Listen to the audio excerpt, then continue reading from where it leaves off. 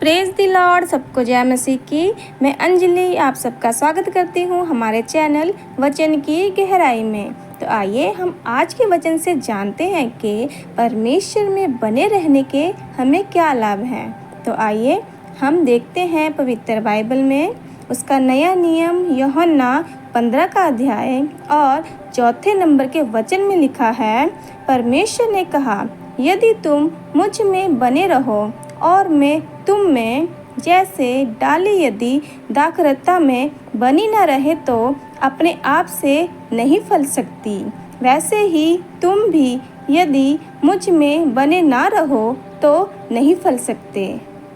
मेरे मसीह बहन भाइयों, इस वचन में हम देखते हैं कि प्रभु यीशु कहते हैं कि सच्ची दाखलता मैं हूँ और मेरा पिता किसान है। जो डाली मुझ में है और नहीं फलती उसे वो काट डालता है, और जो फलती है उसे वो छांटता है ताकि और फले। तुम तो उस वचन के कारण जो मैंने तुमसे कहा है शुद्ध हो। तुम मुझ में बने रहो और मैं तुम में। जैसे डाली यदि दाखलता में बनी न रहे तो अपने आप से नहीं फल सकती, वैसे ही तुम भी यदि मुझ में बने ना रहो तो फल नहीं सकते। मैं दाखलता हूँ, तुम डालियाँ हो। जो मुझ में बना रहेगा और मैं उसमें, वो बहुत फल फलता है, क्योंकि मुझसे अलग होकर तुम कुछ भी नहीं कर सकते। यदि कोई मुझ में ना रहे तो वो डाली के समान फेंक दिया जाता और सूख जाता है, और लोग उन्हें बटोर कर आग में झोंक देते हैं और वे जल जाती हैं। यदि तुम मुझ में बने रहो और मेरा वचन तुम में बना रहे तो जो चाहो मांगो और वो तुम्हारे लिए हो जाएगा। मेरे पिता की महिमा इसी से होती है कि तुम बहुत सा फल लाओ, तब ही तुम मेरे चेले ठहरोगे। जैसे पिता ने मुझसे प्रेम रखा वैसा ही मैं तुमसे प्रेम रखता हूँ। मेरे प्रेम में बने रहो। यदि तुम मेरी आज्ञाओं को मानोगे तो मेरे प्रेम में बने रहोगे।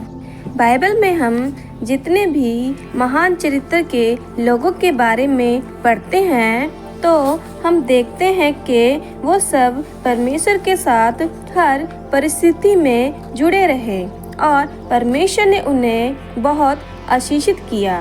अब्राहम परमेश्वर के साथ जब उसे आशीष नहीं मिली थी फिर भी जुड़ा रहा और परमेश्वर ने उसे अनेकों जातियों का पिता बनाया।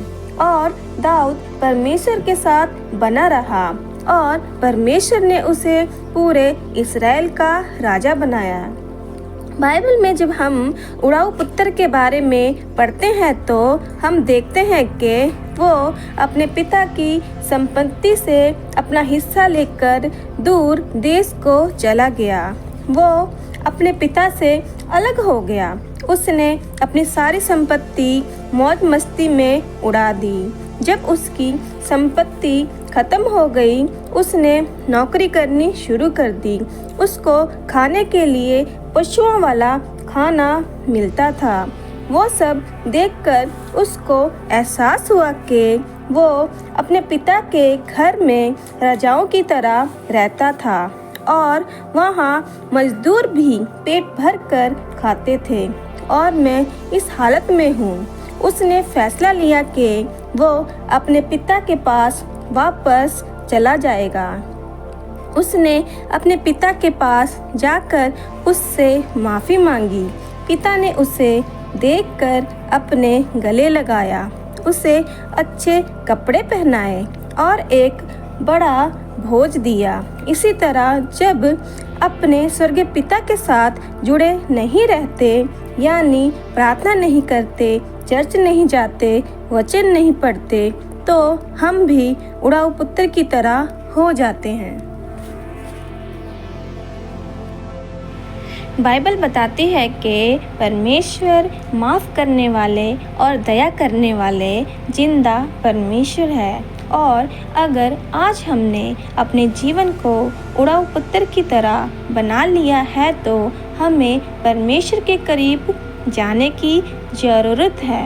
वो हमें गले लगाने को हमेशा तैयार हैं। उदाहरण के तौर पर देखते हैं कि जो टहनी पेड़ के साथ जुड़ी रहती है उसी पर फल लगते हैं, और जो टहनी पेड़ के साथ जुड़ी नहीं रहती उस पर फल नहीं लगते। तो आइए आगे हम प्रार्थना में जाते हैं और जानते हैं कि कैसे हम परमेश्वर में बने रह सकते हैं।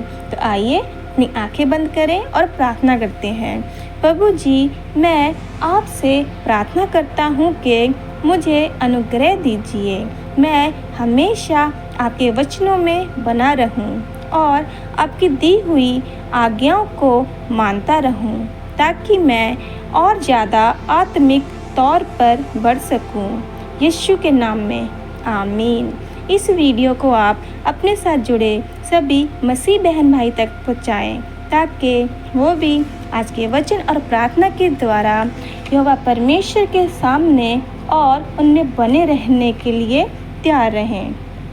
और इस वीडियो को ज़्यादा से ज़्यादा शेयर करें, कमेंट करें, लाइक करें, और ऐसे ही वचन की गहराई को जानने के लिए मेरे चैनल में बने रहें। सबको जय मसीह की।